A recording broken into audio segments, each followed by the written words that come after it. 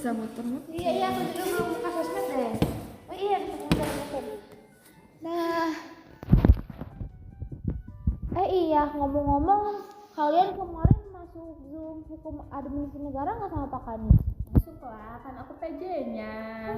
Iya Mei, kita ngebahas tentang peradilan tata usaha negara. Hah, emang peradilan tata usaha negara itu apaan? Kamu Naya? Aku bertanya-tanya. Ente kadang-kadang ente. Iya udah serius emang peradilan tata usaha negara itu apa sih? Aku nggak tahu. Aku juga nggak tahu Mei. Aku juga nggak tahu. Yaudah, kemarin aku buka YouTube gitu, terus aku lihat podcast tentang hukum peradilan tata usaha negara gitu. Mau lihat nggak? Aku mau lihat dong. Nih. Pengen ngerti.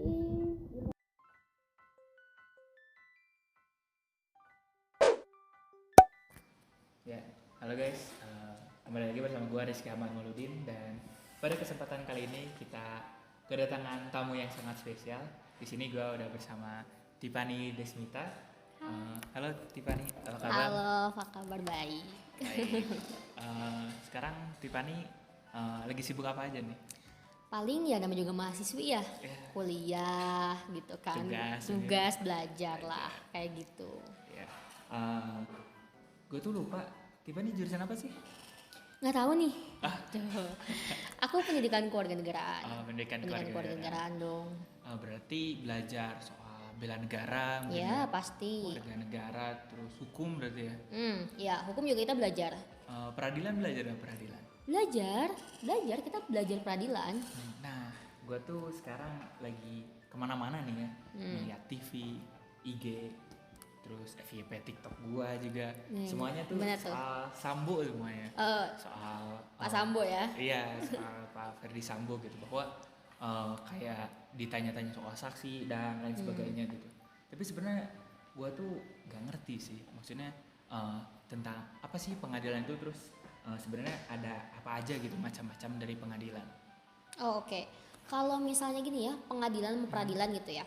Sebenarnya kalau misalnya terkait pengadilan tuh gitu kan, itu kan ada di pasal 24 Undang-Undang Dasar 1945 tuh ya, tentang bahwasanya ayat 1D, kekuasaan kehakiman itu dipegang sepenuhnya oleh Mahkamah Agung, tapi ditambah sama kayak badan-badan peradilan lainnya.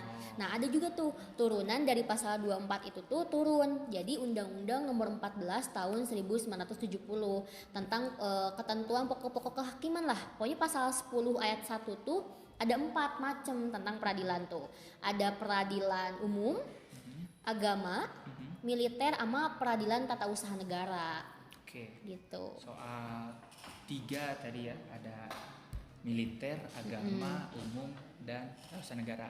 Tapi umum gue ngerti lah, maksudnya pengadilan umum tuh kayak ngurusin kayak pencurian kan misalnya. Bisa, kayak gitu. Terus agama perceraian kan Iya, biasanya. bisa. Nah, militer ya kayak soal tentara, tapi soal tata usaha negara nih gue baru denger nih. Oh iya. Apa sih itu pengadilan tata usaha negara, baru denger? Oke, sebenarnya kalau pengadilan tata usaha negara tuh kalau misalnya kita lihat secara sempit ya, sederhananya gitu. Intinya peradilan yang mengurusi terkait administrasi negara. Oke. Tapi kalau misalnya secara luasnya gitu ya, jadi pengadilan tata usaha negara tuh pengadilan yang mengurusi yang namanya adanya pejabat atau instansi administrasi negara yang mana mereka punya permasalahan administrasi gitu. Maksudnya tuh kayak baik itu dalam perkara pidana, perdata, adat atau agama gitu. Oke. Tadi pejabat ya, berarti yang terlibat siapa aja tuh kalau dalam tata usaha negara? Kalau dibilang terlibatnya dalam pengadilannya nih. Iya, dalam pengadilannya. Pengadilannya. Kalau misalnya terlibat dalam pengadilannya itu sama aja kayak pengadilan sebelumnya, kayak misal agama kayak gitu, ada penggugat, tergugat gitu kan, intinya kayak gitu, sama-sama aja. Berarti sebenarnya sama aja gitu ya, kayak pengadilan pada umumnya gitu. Tapi kalau yang tergugatnya nih, misalkan gua nggak suka keputusan dari Menteri Pendidikan misalkan. Nah, oke. Terus gue mau ngegugat ke Menteri Pendidikan, bisa itu? Bisa. Oh. Karena gini loh, prinsip dari si PTUN ini adalah sebagai sarana pengadilan yang menengahi atau menyelesaikan permasalahan ya antara pejabat atau instansi administrasi pendidikan sama masyarakat. Nah, yang mana timbulnya sengketa itu tuh kayak misal salah satu contohnya di kayak keputusan atau hasil dari wewenang atau yang dilakukan sama si pejabat kita nih, yang mana itu menimbulkan problematik atau konflik di tengah masyarakat sehingga masyarakat tuh nggak terima dari hasil ketetapan keputusan yang dikasih sama pejabat itu gitu. Oke. Menteri bisa, kalau presiden bisa? Bisa.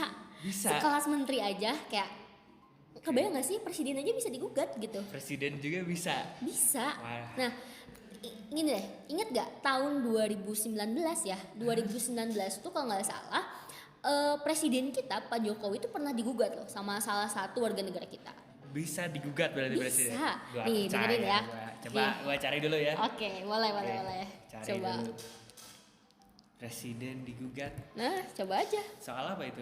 Tentang ini di Papua, pemblokiran akses internet di Papua. Coba cari. Oh iya dong, dari CNN. Bener dong. Bener kan? Iya. Iya dong. Soal apa itu? Gini, itu kan waktu itu tuh Menteri Telekomunikasi kita Pak Joni ya, masih Iya, Pak Joni, Joni. kabinetnya. Jadi Pak Joni sama Pak Presiden mengeluarkan keputusan. Awalnya tuh perlambatan akses internet di Papua. Lambat laun dari awalnya ngelambat, tiba-tiba diputuslah akses internet di Papua.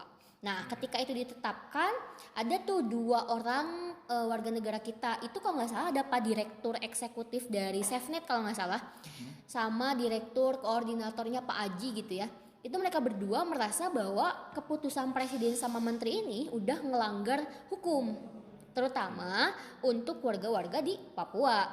Oke. Ya kan, dari situ karena ngerasa keputusan mereka nggak adil mungkin gitu ya buat warga di Papua. Alhasil kedua orang ini mereka masukin tuh laporan gugatan ke PT UN. Nah, ke PT UN dimasukin tuh. Nah, sampai akhirnya diproses. Presiden Joko Widodo gitu ya, presiden kita jadi tergugat, bayangin. Oke. Dan itu bisa di PT UN sampai akhirnya bahkan sampai pihak dari Pak Presiden tuh banding. Pokoknya sampai diproses lah. Nah, yang mana berarti ngejelasin dong bahwa memang PT UN menjalankan tugasnya gitu. Oke. Berarti memang tugas dari PT UN ini ngurusin sengketa yang urusannya sama pejabat berarti ya? Iya pejabat tadi. negara. Jadi lebih ke untuk menyelesaikan supaya antara pejabat administrasi administrasi negara gitu ya, sama masyarakat itu selesai gitu. Oke. Berarti kalau misalkan gua punya keluhan gitu ya, kita bisa ngajuin gugatan gitu ya ke pengadilan tata usaha negara kalau misalkan ada keputusan dari pemerintah yang kita rasa nggak adil gitu ya. Bisa, cuman apakah si pejabat ini bisa dijerat sama hukum apa enggak, itu pasti bisanya dibuktiin ketika diproses. Di Karena peradilan itu ya? iya, di peradilan itu, karena nggak mungkin dong gila tiba-tiba misal nih ya, ada misal keputusan Menteri Pendidikan deh, adanya pembelajaran jarak jauh gitu ya, pokoknya semua serba online dan kita pengennya offline, cuman gara-gara itu kita masukin gugatan kita ke pengadilan kan nggak lucu dong gitu.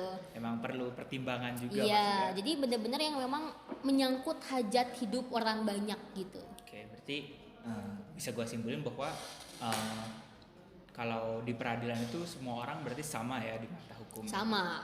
Oke. Boro-boro di pengadilan, pokoknya hukum nggak mandang buluh lah. Harusnya ya. Ya, harusnya seperti itu. Harusnya ya. Ya mungkin terima kasih kepada kalian semua yang udah nonton sampai akhir, sampai bagian ini. Terima kasih juga Tifa udah Sama-sama. hadir bersama kami. Ya, mungkin cukup sekian dari gua. Terima kasih, sampai jumpa di lain kesempatan. Kalau misalkan ada yang masih belum paham mengenai peradilan tata usaha negara, boleh tanya di kolom komentar. Nanti kita akan respon juga. Next episode ya. Mungkin kalau ada request misalkan kita next mau bahas apa, silakan komen di bawah. Terima kasih. Bye. Nah, udah deh gitu. Bagus banget nih podcastnya. Aku paham. Jadi peradilan di Indonesia itu ada 4. Ada peradilan umum, peradilan agama, terus peradilan militer, sama yang terakhir tuh peradilan tata usaha negara. Iya nih, jadi aku juga sekarang udah tahu gitu dan gak bertanya-tanya lagi tentang peradilan tata usaha negara.